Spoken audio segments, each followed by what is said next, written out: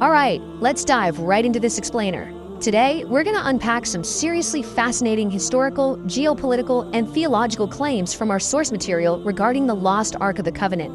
You know, it's this incredibly compelling narrative that literally connects an ancient, missing artifact to the modern-day global conflicts we see right now. So, here's our game plan for today. We'll start with a mystery of the Ark, look into origins and temples, talk about the destruction and the Western Wall, cover the Al-Aqsa holy claims, explore the roots of modern Zionism, and finally wrap it all up with end times prophecies.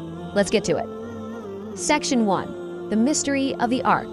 We're kicking things off with the ultimate narrative anchor of our source text, a highly coveted, totally missing ancient artifact. According to the source, world leaders and incredibly powerful figures are still actively searching for this lost golden chest. In Islamic tradition, by the way, it's referred to as Tabut-e-Sakina. The text makes it clear that this isn't just some casual archaeological treasure hunt, right? It's a massive quest driven by the belief that finding this artifact is absolutely crucial to their ultimate geopolitical and religious goals. I mean, the source says some people even weep over its absence. So what exactly makes this chest so incredibly important? Well, what's really wild is what the source claims was actually inside this thing, which totally highlights its immense power for the Bani Israel. According to the text, Prophet Moses built this wooden chest and, by divine command, covered it inside and out with pure gold. And inside, it safeguarded the 10 Commandments, you know, the directives given prior to the book, along with Prophet Moses' actual staff and some other sacred relics. But here's the real kicker. The source emphasizes that whenever the Bani Israel carried this ark into battle, literally placing it at the front lines, they were granted divine victory. It was essentially their ultimate source of blessings and power. Moving on to Section 2, Origins and Temples. To actually understand why this ark is still such a big deal today, the source traces its roots way back through ancient history. First up, the source clarifies who exactly the Bani Israel are. Basically, these are the descendants of Prophet Yaqub, whose title was actually Israel. Now, among his 12 sons, which includes Prophet Yusuf, were Judah and Levi. The text specifically points out that it's from this exact lineage of Judah and Levi that Prophet Moses eventually emerged. And he's the one who, after freeing his people from the Pharaoh's slavery, originally constructed the ark we were just talking about. Charting this ancient history, we can see how the ark's home evolved. At first, it was just kept in a separate tent. But then King David, a prophet from the lineage of Judah, who actually recaptured the ark from enemies, planned to build this grand, permanent home for it. He passed away before making it happen, though, so his son, King Solomon, was the one who actually built the first temple. And the source describes Solomon as a ruler with just unmatched power. We're talking commanding humans, jinn, animals, and even the wind and water. Using the jinn, he built this massive, awe-inspiring temple for the ark. But you know, this golden era just didn't last. As you can see, in 586 BCE, the powerful Babylonian king Nebuchadnezzar completely destroyed this first temple, exiled the people, and essentially kicked off a really tragic cycle. Which brings us to Section 3, Destruction in the Western Wall. Following the ruin of the first temple, the source outlines this heavy cycle of exile, return, and devastating loss. Let's fast forward to the Second Temple era. In 539 BCE, Cyrus the Great conquers Babylon and lets the exiled people return to rebuild. So they put up the Second Temple, but there was one massive glaring problem. The Ark of the Covenant was missing. Despite centuries of searching for it, it was just gone. Anyway, this Second Temple managed to stand for about 600 years until another absolute catastrophe hit. In 70 CE, the Roman general Titus laid siege to Jerusalem and completely leveled the Second Temple, tearing down its very framework. But here is where it gets really interesting. The source explains that during this incredibly fierce Roman destruction, amidst all the total devastation brought by General Titus, one single outer western structure somehow managed to remain standing.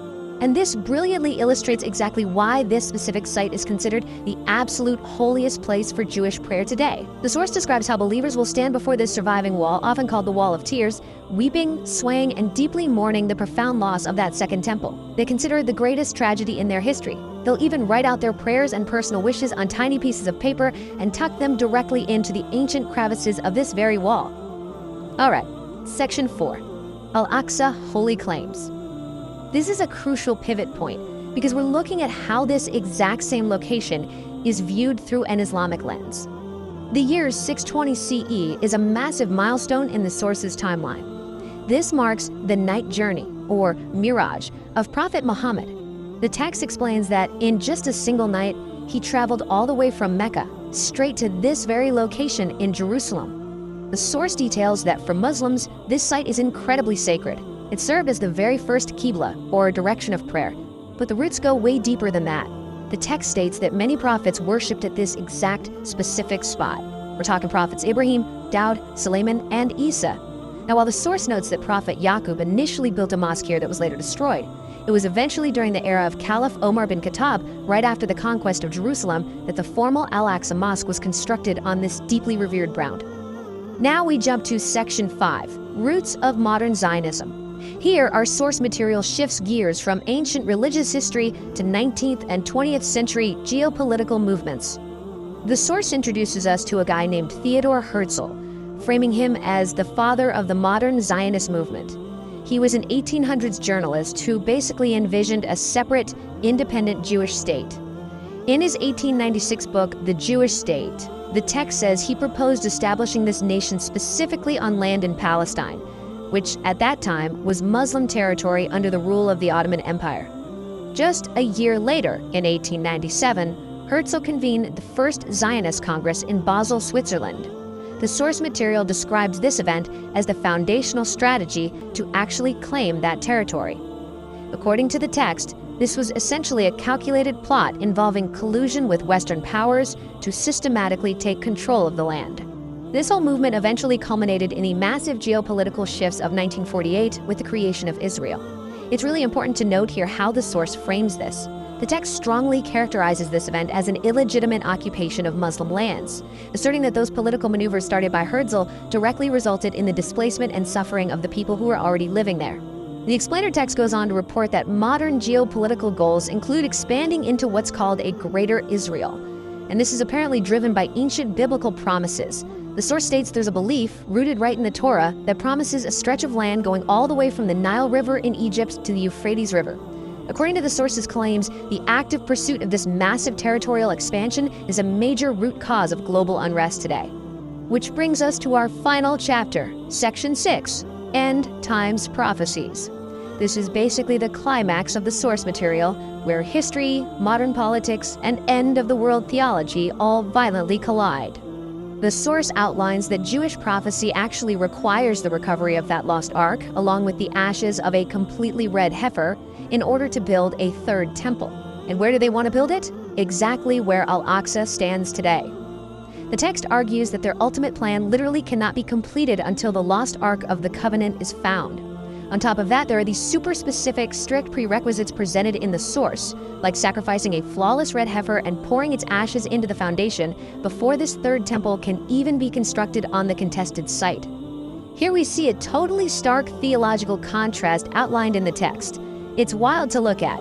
What Jewish tradition is awaiting as the Messiah, Islamic tradition views as the deceptive Dajjal. The source points out this absolute foundational difference in belief systems. It claims that Judaism doesn't really have a concept of the Dajjal or an Antichrist figure. They're simply waiting for Messiah to grant them global dominance.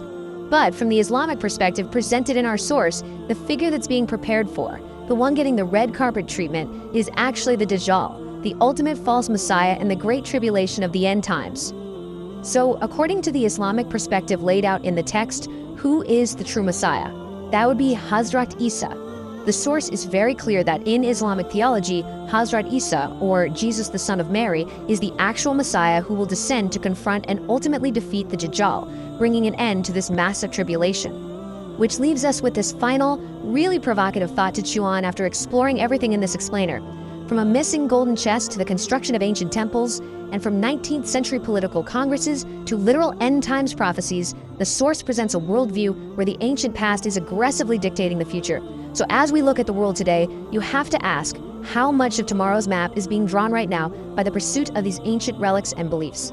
Thanks so much for joining me as we unpack these fascinating claims, and always keep seeking to understand the deep historical roots hiding behind today's headlines. Catch you next time.